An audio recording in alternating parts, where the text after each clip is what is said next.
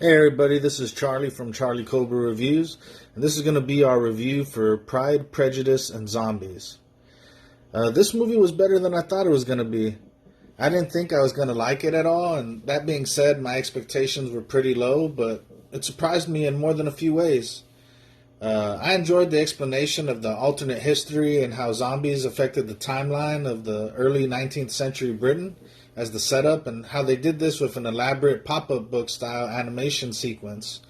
I thought that the version of the zombies they had in this movie were also very different and unique, and not what I'm usually accustomed to, but was kind of cool in its own way.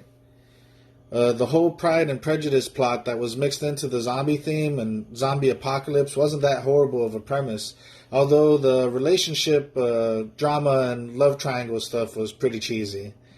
I like how the father made sure that his five daughters were all trained in self-defense and martial arts, and that kept my interest for most of the film. Like I said, I have to say this movie was pretty decent. I gave it a 6 out of 10. And there'll be spoilers in this section going forward. Like I said, this movie was surprisingly decent, even with all the cheesy love drama and relationship plot mixed in from Pride and Prejudice. I like the background for the alternate 19th century London and how it came to be full of zombies. I also really liked how the father of the family had his daughters train in Chinese martial arts and was more concerned with their immediate safety, and how the mother was more concerned with them marrying. I was a little disappointed in how not all the sisters were featured prominently enough into the plot and story. I liked Lena Headey's character too, but felt she was underutilized as well. The zombies in this movie were pretty unique. It said that they were zombies, but they could still talk quite intelligently and also craved human brains. And if they didn't eat brains, then they wouldn't turn into full zombies.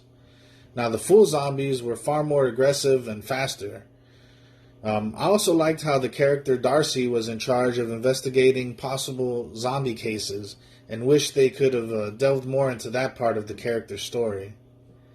The action also surprised me for being a PG-13 movie.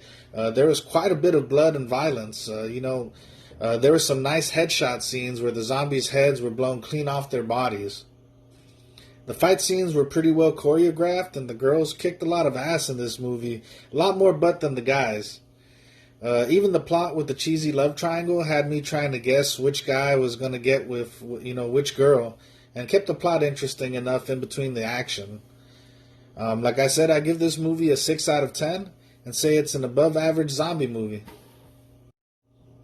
Thanks again for taking time out of your busy day to check out this review. Remember to like and subscribe to our YouTube channel. This was movie number 12 of our 31 Days of Halloween Movie Challenge, so stay tuned for the next scary movie review. And remember to follow us on Twitter, Instagram, and Facebook.